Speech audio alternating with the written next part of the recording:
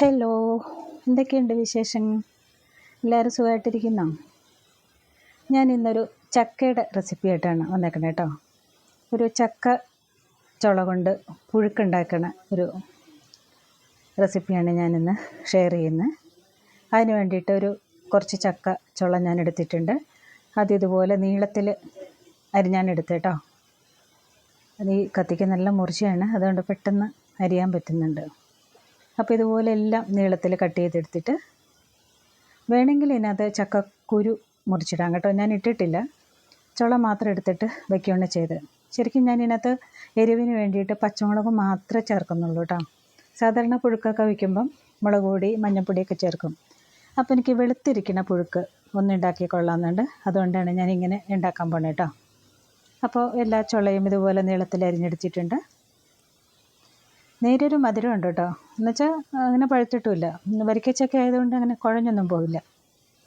അപ്പോൾ എല്ലാം ഇതുപോലെ നീളത്തിൽ അരിഞ്ഞെടുത്തിട്ടുണ്ട്. എന്നിട്ട് ഇത് ഞാൻ ഉരുളിയിൽ വേവിച്ചെടുക്കുകയാണ് ചെയ്തത്. കുക്കറിലൊന്നും വേവിക്കേണ്ട കാര്യമില്ല, പെട്ടെന്ന് വെന്ത് കിട്ടുമല്ലോ. അപ്പോൾ അതിനൊക്കെ ആവശ്യമായിട്ടുള്ള വെള്ളം, ഉപ്പ് ഇട്ട് വേവിച്ചതിന് ശേഷം പച്ചമുളക് മാത്രം ഞാൻ എന്നാൽ ചേർക്കണുള്ളൂ കേട്ടോ. അപ്പോൾ കുറച്ച് ഉപ്പും കൂടി ഇട്ടതിന് ശേഷം ഒന്ന് ഇളക്കിയിട്ട് അടച്ചു വെച്ച് വേവിക്കാം. നല്ല ടേസ്റ്റ് ഉണ്ട് കേട്ടോ, കരിമുളകൊന്നും ഇട്ടില്ലെങ്കിലും ടേസ്റ്റ് ഉണ്ട്. അപ്പോൾ പകുതി ഏകദേശം വന്നിട്ടുണ്ട്. അപ്പോൾ ഈ പച്ചമുളകും കൂടി ഒരു 3-4 പച്ചമുളക് ഇങ്ങനെ നെടുക കയറിയിട്ട് അതും കൂടി ഇട്ട ശേഷം ഒന്നുകൂടി അടച്ച് വേവിക്കാം. അപ്പോൾ ഇതിന് വേണ്ടിയിട്ടുള്ള നാളികേരം ഞാൻ എടുത്തിട്ടുണ്ട്. ഈ ചക്കയ്ക്ക് കപ്പയ്ക്കൊക്കെ നല്ലോണം നാളികേരം വേണം കേട്ടോ. അതിന് വേണ്ടിയിട്ട് കുറച്ച് ഉള്ളി, ചെറിയ ഉള്ളി ഞാൻ നന്നാക്കി എടുത്തിട്ടുണ്ട്. പിന്നെ വെളുത്തുള്ളി ഇതുപോലെ തൊലിയൊക്കെ കളഞ്ഞെടുത്തിട്ടുണ്ട്. പിന്നെ നാളികേരം ഒരു അരമുറി നന്നായിട്ട് എടുത്തിട്ടുണ്ട്. ചക്കയ്ക്ക് ഒരുപാട് തേങ്ങ വേണ്ട കാരണം നല്ലോണം നാളികേരം എടുത്തിട്ടുണ്ട്. പിന്നെ ഇതിനകത്തേക്ക് കുറച്ച് ജീരകം ചേർക്കുന്നുണ്ട് കേട്ടോ. ഇതെല്ലാം കൂടി ലേശം വെള്ളം കൂടി ഒഴിച്ച് നന്നായി, അത്ര നന്നായി അരയ്ക്കണ്ട, എന്നാലും ഈ പുഴുക്കിൻ്റെ പാകത്തിന് അരച്ചെടുക്കാം. അപ്പോൾ ചക്ക ഒരു 3/4 വേവായിട്ടുണ്ട്. വെള്ളമൊക്കെ വറ്റി നല്ല, ഇനി ഒരുപാട് വെന്ത് കഴിഞ്ഞാൽ ഇങ്ങനെ കുഴഞ്ഞു പോകും. അപ്പോൾ ഇളക്കി നല്ല ഭംഗിയിലൊക്കെ വന്നിട്ടുണ്ട്. ഇനി ഇതിനകത്തേക്ക് നമുക്ക് തയ്യാറാക്കി വെച്ചേക്കണം നാളികേരം ചേർക്കാം.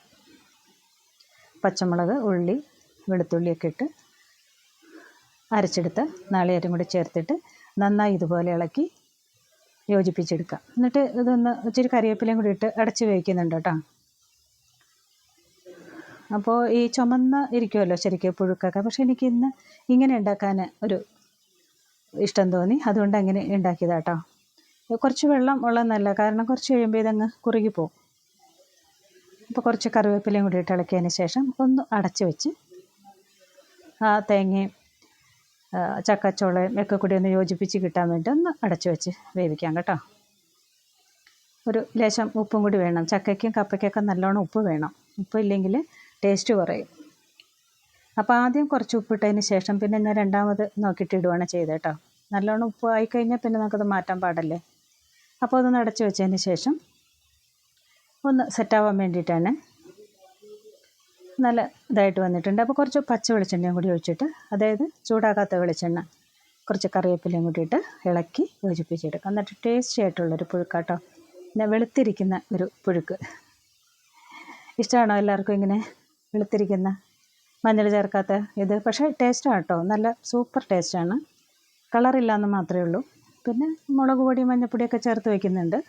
സാധാരണ നമ്മളങ്ങനെയാണല്ലോ വയ്ക്കുന്നത്, അപ്പോൾ ഒരു വെറൈറ്റി ആയിക്കോട്ടെ എന്ന് വിചാരിച്ചു. പിന്നെ ഇതിനകത്ത് മീനോ ചിക്കനോ ബീഫോ ഒക്കെ കൂട്ടി കഴിക്കാം കേട്ടോ. അപ്പം ഞാൻ ചിക്കൻ കറി വെച്ചിട്ടുണ്ട്, അത് കൂട്ടിയാണ് കഴിച്ചത്. നല്ല സൂപ്പർ ടേസ്റ്റായിട്ടാണ്, ഒന്നും പറയാനില്ല, അടിപൊളി. ഈ കപ്പ പുഴുക്കും ചിക്കനും കൂടി അടിപൊളി, നല്ല ടേസ്റ്റാണ് കേട്ടോ. അപ്പോൾ എൻ്റെ ഈ റെസിപ്പി ഇഷ്ടമായോ? ഇഷ്ടമായെങ്കിൽ കമൻറ്റും ലൈക്കൊക്കെ ചെയ്തോളൂ കേട്ടോ. ഓക്കെ, അടുത്തൊരു വീഡിയോയിൽ കാണാം. Thank you.